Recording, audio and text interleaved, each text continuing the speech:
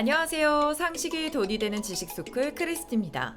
한국에서 상황이 더욱 악화되면 세계적인 코로나와의 전쟁의 후퇴를 의미할 수 있다. 전 세계 코로나19 누적 확진자가 2,200만 명을 넘어섰고 사망자는 77만 6,623명으로 집계됐습니다. 국제통계 사이트 월드오미터에 따르면 17일 오후 11시 기준 세계 코로나19 확진자는 2,202만 9,346명이었습니다. 이 통계 수치는 지난 9일 2천만 명을 초과한 지 8일 만이자 6월 27일에 1,000만 명을 넘은 지 50여일 만입니다. 또 코로나19가 처음 세계보건기구에 보고되었던 작년 12월 31일부터 따지면 230여일 만입니다. 미국은 확진자 560만 9,657명, 사망자 17만 3,626명으로 확진자와 사망자가 전 세계에서 가장 많았고 다음으로 브라질, 인도, 러시아, 남아프리카 공화국 순으로 집계됐습니다. 전 세계적으로 코로나19 확진자는 하루에 30만 명 가까이 늘고 있는데요.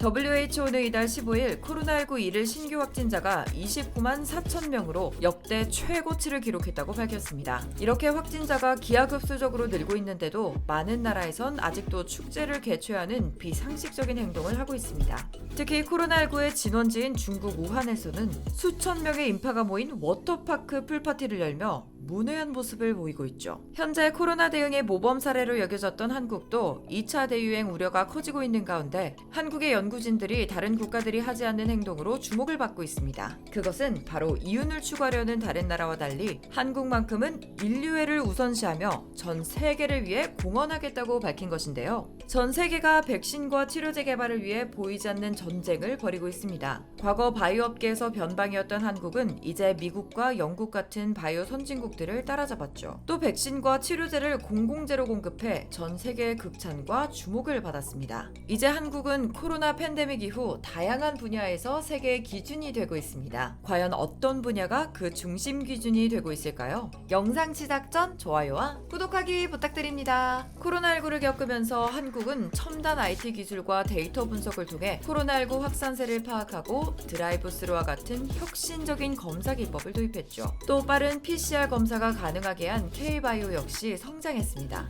세계는 이런 한국의 기술과 성장은 물론 코로나19를 대하는 한국 국민들의 자세도 본받아 배워야 한다고 말합니다. 게다가 최근에는 국내 연구진이 개발한 영장류 감염 모델을 통해 코로나19 백신 치료제 후보 물질의 효능이 확인됐습니다. 한국생명공학연구원에 따르면 A 항체 치료제 후보 물질은 코로나19에 감염된 영장류에 투여하고 24시간이 지난 후 확인해본 결과 활동성 있는 코로나19 바이러스는 검출되지 않았습니다. 또 BDNA 백신 후보 물질 투여군의 경우 3달간 총 3차례에 걸쳐 영장류에 접종한 후 코로나19 바이러스를 주입한 결과 48시간 이후부터 바이러스가 주요 감염 경로인 상부기도에서 검출되지 않았고 대조군에 비해 발열 증상도 나타나지 않았습니다. 물론 아직 전임상 단계이지만 한국의 연구진들이 엄청난 백신 치료제 후보 물질을 개발해 항체 치료제 분야에서도 전 세계가 한국을 주목하고 있습니다. 이번 코로나19 위기로 한국은 K방역뿐만 아니라 K제약바이오도 전 세계에서 각광받고 있는데요. 식품의약품안전처에 따르면 지난달 19일 기준 총 73개 국내 진단키트 업체에서 세계 110여 개국에 약 5,646만 명분의 코로나 진단키트를 수출했습니다. 미국 CNN을 포함한 외신들은 한국 진단키트를 세계 최고라고 극찬했습니다. 또 이미 대한민국은 바이오 복제약 분야에서 세계 정상을 찍었는데요. 바이오 복제약은 오리지널 의약품 대비 가격이 저렴한 것이 가장 큰 경쟁력입니다. 고가 바이오 의약품과 동등한 치료 효과를 가지면서도 합리적인 가격으로 더 많은 환자가 치료 혜택을 제공받을 수 있도록 하는 겁니다. 현재 세계 주요 4대 바이오 시밀러 중 약 3분의 2가 국내 기업입니다. 그중 송도가 전 세계 바이오시밀러의 간판이 되었는데요. 셀트리온이 세계 최초로 항체 바이오시밀러 의약품인 램시마를 출시해 글로벌 바이오시밀러의 문을 열었고 삼성바이오로직스가 단일 기업 기준 세계 최대의 바이오 의약품 제조 시설을 마련하는 등 글로벌 기업들의 시설 투자가 잇따르고 있습니다. 또 코로나 사태로 유럽과 미국에서 수요가 더 늘어나고 있고 4년 동안 5배 이상 성장한 시장이기에 해외 기업에서도 눈에 불을 켜고 한국을 뒤따라오고 있을 만큼 K바이오가 모델이 되고 있습니다. 그리고 기존 바이오 의약품 효능과 편의성을 개선한 바이오베터 분야에서도 한국은 세계 시장 점유율을 높이고 있는데요. 바이오베터는 신약에 맞먹는 부가가치를 창출할 수 있어 K바이오의 차세대 대표 주자가 되고 있죠. 게다가 이제 한국은 세계 의약품 생산 기지로 부상하며 위탁 생산에서도 세계 1위를 차지하고 있습니다. 이에 전문가들은 K플랜트 시대가 도래했다고 분석하고 있죠.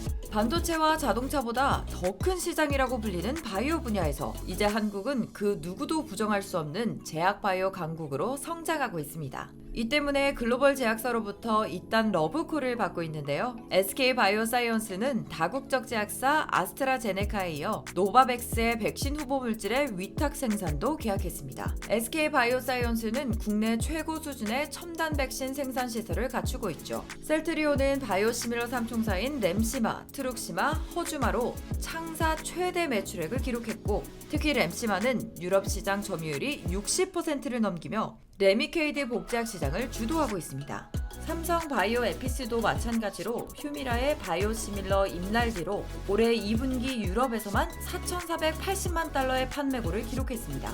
이제 한국은 단순히 신약을 개발하고 위탁 생산하는 수준에서 벗어나 약물을 전달하는 기술 같은 플랫폼 바이오까지 수출해 3조 원이 넘는 수출액을 보였죠. 이로써 한국의 바이오 산업은 선진국들이 100년 넘게 독식해온 최고 부가가치 상품 시장의 무대 중앙으로 진입했습니다. 이렇게 K바이오 역량이 커지면서 한국은 송도를 K바이오 요람뿐만 아니라 전 세계 바이오 허브로 만들려고 하고 있습니다.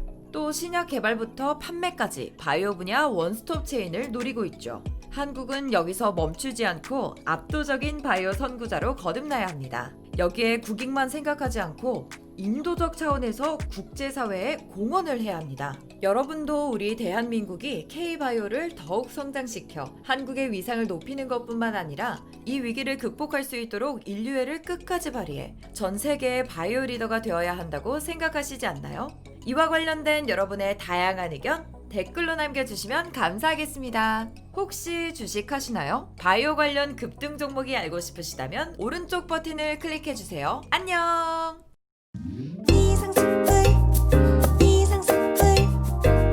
주식을 모르면 이상스쿨.